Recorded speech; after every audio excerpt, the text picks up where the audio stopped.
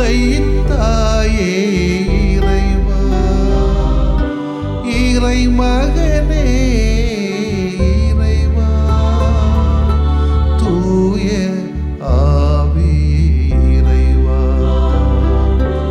உம்மை புகழ்கின்றோம்.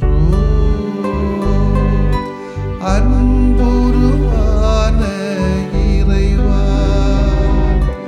அகிலம் காக்கும் இறைவா, அமைதி அருளும் இறைவா, உம்மை போற்றுகின்றோம். நெஞ்சில் சுமக்கும் இறைவா, நீதியில் நிறைவே இறைவா, சுமை தாங்கியே இறைவா, புகழ்ந்து போற்றி ஆராதிக்கின்றோம்.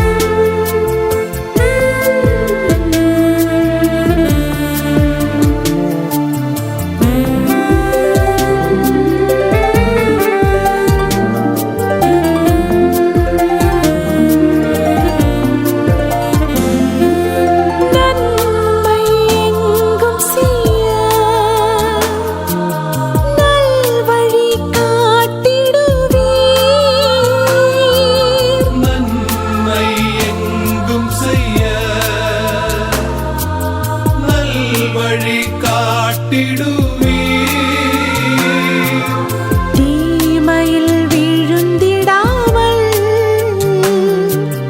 தினம் எம்மில் நிறைந்திடுவீர். தீமையில் விழுந்திடாமல் தினம் எம்மில் நிறைந்திடுவீர்.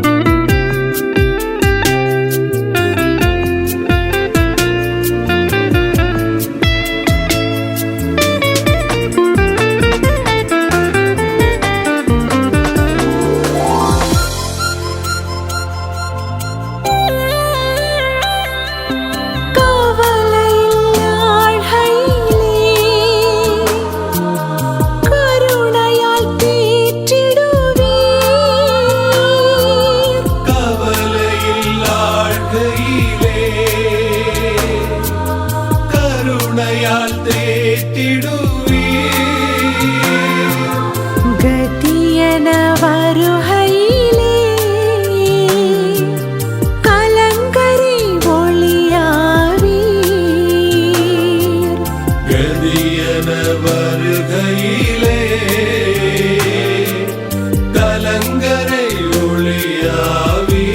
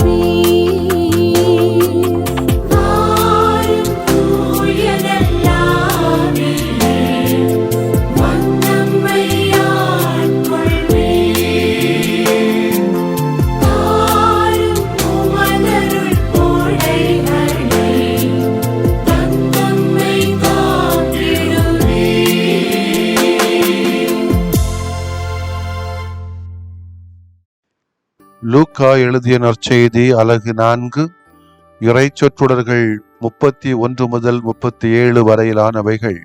அக்காலத்தில் இயேசு கலிலேயாவில் உள்ள கப்பர்நாகும் ஊருக்கு சென்று ஓய்வு நாட்களில் மக்களுக்கு கற்பித்து வந்தார். அவருடைய போதனையை குறித்து அவர்கள் வியப்பில் ஆழ்ந்தார்கள். ஏனெனில் அவர் அதிகாரத்தோடு கற்பித்தார். தொழுகை கூடத்தில் தீய ஆவியான பேய் பிடித்திருந்த ஒருவர் இருந்தார். அவரை பிடித்திருந்த பேய், ஐயோ, நாசரேத்து இயேசுவே, உமக்கு இங்கு என்ன வேலை? எங்களை ஒழித்து விடவா வந்தீர்? நீர் யார் என எனக்கு தெரியும். நீர் கடவுளுக்கு அர்ப்பணமானவர் என்று உரத்த குரலில் கத்தியது.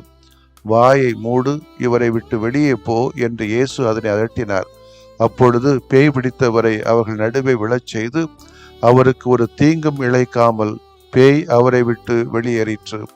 எல்லாரும் திகைப்படைந்து, எப்படி பேசுகிறார் பாருங்கள், அதிகாரத்தோடும் வல்லமையோடும் தீய ஆவிகளுக்கு கட்டளையிடுகிறார், அவையும் போய்விடுகின்றனவே என்று ஒருவரோடு ஒருவர் பேசிக்கொண்டனர். அவரை பற்றிய பேச்சு சுற்றுப்புறமெங்கும் பரவியது. ஆண்டவரின் அருள்வாக்கு. இறைவா உமக்கு நன்றி. அன்புக்கினிய சகோதரிகளே, சகோதரர்களே, இந்த நாளிலே தூய பெரிய கிரகோரியாரை நினைவு கூறுகிறோம். இவர் ஆசிரியர்களின் பாதுகாவலராக கருதப்படுகிறது. எனவே தன்னுடைய தியாகத்திலே, அர்ப்பணத்திலே தியாக பணி செய்கின்ற, கல்வி பணி செய்கின்ற அனைத்து ஆசிரியர் பெருமக்களையும் நினைவு கூர்ந்து அவர்களுக்காக இந்த நாளிலே சிறப்பாக இவருடைய பரிந்துரைகளால் வேண்டுவோம். நிச்சயமாக இந்த ஆசிரியர் பெருமக்களுக்கு தேவையான உடல் உள்ள சக்திகளையும் இந்த நவீன காலத்திலே இந்த பிள்ளைகளை எல்லாம் கரிவோடும் அதே வேளையிலே கரிசனையோடும் அதே வேளையிலே கண்டிப்போடும் இந்த பிள்ளைகளை வளர்த்தெடுக்கக்கூடிய தேவையான ஞானத்தையும் கல்வியையும் இந்த பிள்ளைகளுக்கு வழங்கிட ஆசீர்வாதங்களை தருமாறு இந்த ஆசிரியர் பெருமக்களுக்காகவும் வேண்டுவோம். இயேசு தீய ஆவியை ஓட்டுவதை மக்கள் வியப்புடன் பார்க்கிறார்கள். இந்த பகுதியை வாசித்தவுடன் நமக்குள்ளாக எழக்கூடிய கேள்வி, இயேசு தீய ஆவிகளை நம்பினாரா? இன்றைய அறிவியல் உலகத்திலே தீய ஆவிகளுக்கு இடமில்லை. படிப்பறிவு இல்லாத மக்கள்தான் தீய ஆவிகளை நம்புவதாக ஒரு தோற்றம் இருக்கிறது. அப்படியானால் இயேசு எப்படி நம்பினார் என்ற கேள்வி எழுவது உண்மைதான். ஆனால் இயேசு நம்பினாரோ இல்லையோ, தீய ஆவி தன்னை பிடித்திருந்ததாக அந்த மனிதன் நம்பினான். அவன் உடல் அளவில் குணப்படுத்துவதற்கு முன்பாக அவனிடத்திலே இருக்கக்கூடிய அந்த தவறான நம்பிக்கையை அகற்றுவது இயேசுவின் முதன்மையான பணியாக இருந்தது. அதைத்தான் இயேசு முதலிலே செய்கிறார். இன்றைக்கு நான் பார்ப்பதும் அப்படித்தான். நிறைய பேர் சொல்லுவாங்க, அங்கே போயிருக்கு, இங்கே போயிருக்கு, அங்கே கண்டேன், இங்கே கண்டேன். கண்டதை காட்டியா அப்படின்னு கேட்டால் காட்ட முடியாது. பேய் உருவத்தில் இருக்கிறதா என்பது எனக்கு தெரியாது, எனக்கு அது நம்பிக்கையும் கிடையாது. ஆனால் மனித உருவத்திலே சுயநல என்கிற பேய் இன்றைக்கு அதிகமாக இருக்கிறது. எல்லா இடத்திலும் இருக்கிறது. காற்று போகாத இடத்திலும் கூட அந்த பேய்த்தனம் இருக்கத்தான் செய்கிறது. எங்கெல்லாம் சுயநலம் தாண்டவம் ஆடுகிறதோ, எங்கெல்லாம் பொதுநல போக்கு இல்லையோ, அங்கெல்லாம் பேய் தான் அரசாட்சி செய்கிறது. அது பொருளாக இருக்கலாம், பணமாக இருக்கலாம், அல்லது உறவாக இருக்கலாம், அல்லது நபராக ஆட்களாக இருக்கலாம். எனவே பேய்த்தனம் உருவத்தில் இருக்கிறதோ இல்லையோ, ஆனால் சுயநலம் என்கிற பேய் இன்றைக்கு அதிகமான மக்களை ஆட்டுவித்துக் கொண்டே இருக்கிறது. எனவே இந்த பேய்த்தனத்தை ஒழிக்க வேண்டும், இதிலிருந்து மக்களை குணப்படுத்த வேண்டும் என்று இயேசு விரும்புவது போல அந்த இயேசுவை நம்புகிற நாம் இந்த பணியை செய்ய நாம் ஒப்பட வேண்டும். பேயை பற்றி பயப்பட வேண்டிய தேவையில்லை, ஆனால் கரிசனையோடு கவனிக்க வேண்டியிருக்கிறது. நம்முடைய மத்தியிலே நம்மை சுற்றி இந்த பேய்த்தனங்கள் அதிகமாக இருக்கிறது. பேய் வேற, பேய்த்தனம் வேற. இயேசுவிடத்தில் மக்கள் வியந்து பார்த்த ஒரு நிகழ்வு அவரிடத்தில் இருந்த உறுதியும் அதிகாரம் மிகுந்த போதனையும். இயேசு வாழ்ந்த காலத்திலே பலர் பேர் தீய ஆவிகளை ஓட்டி வந்தார்களாம். அவர்கள் சில புத்தகங்களின் அடிப்படையிலே இப்படி சொல்லப்பட்டிருக்கிறது என்கிற பாணியிலே பேய் ஓட்டினார்கள். ஆனால் இயேசு, நான் உனக்கு சொல்லுகிறேன் என்ற அதிகாரத்தோடு போதித்தாராக. இயேசுவின் அதிகாரம் மக்களை கவர்ந்தது. அதற்கு தீய ஆவிகளும் கீழ்ப்படிந்தது, அவர்களை வியப்புக்குள்ளாக்கியது. இயேசு தனது அதிகாரத்தை தந்தையாகிய கடவுளிடமிருந்து பெற்றுக்கொண்டார். அவரிடத்தில் இயேசு வைத்திருந்த நம்பிக்கைதான் தீய ஆவிகளுக்கு எதிரான போராட்டத்தில் அவருக்கு உறுதியை தந்தது. எத்தகைய துன்பங்களுக்கு எதிராகவும் நம்மால் துணிவோடு போராட முடியும். அதற்கு கடவுள் நம்பிக்கை மட்டுமே வேண்டும்.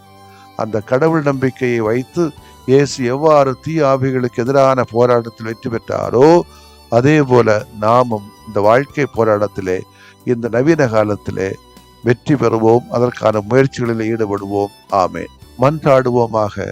அதிகாரத்தோடும் வல்லமையோடும் போதித்த ஆண்டவரே, உம்மை நாங்கள் போற்றுகிறோம்.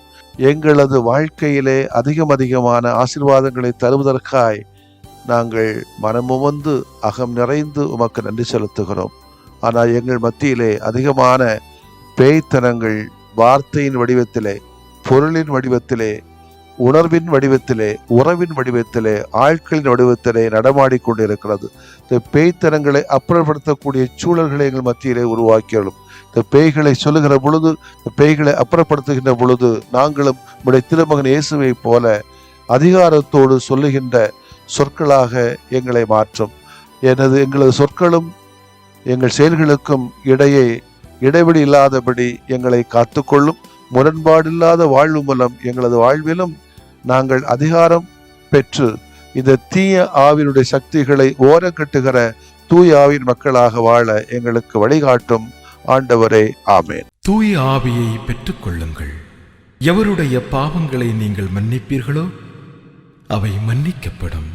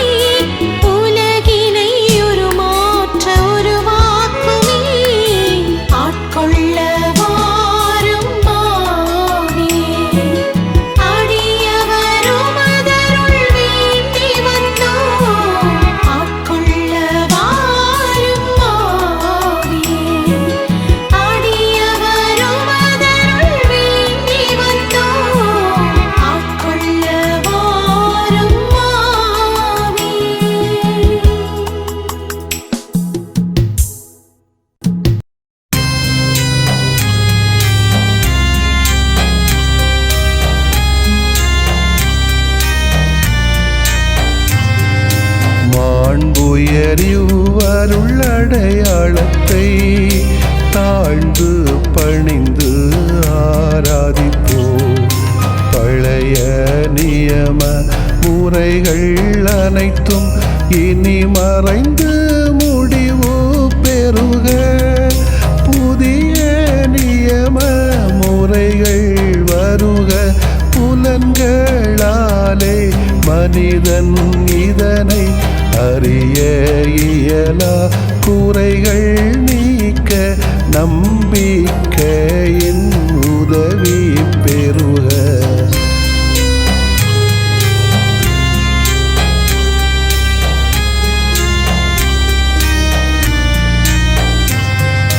தந்தை அவர்க்கும் மகன் அவர்க்கும் புகழ்ச்சியோடு வெற்றியாக்கும். மீட்பின் பெருமை மாட்சிமையோடு வலிமை வாழ்த்து யாவுமாக. இருவரிடமாய் வருகின்றவராம் தூய ஆவியானவர்க்கும் அளவில்லாத சமப்புகழ்ச்சி என்றுமே உண்டாகுக. ஆமென். வானின்று அவர்களுக்கு அப்பமளித்தீரே, இனிமையெல்லாம் தன்னகத்தில் கொண்ட அப்பம் இதுவே. மன்றாடுவோமாக. இறைவா, இந்த வியப்புக்குரிய அருளடையாளத்திலே உம்முடைய பாடுகளின் நினைவை எங்களுக்கு விட்டு சென்றீ. உம் திருவுடல் திருரத்தமாகியவற்றின் தூய மறைபொருளை வணங்கும் நாங்கள்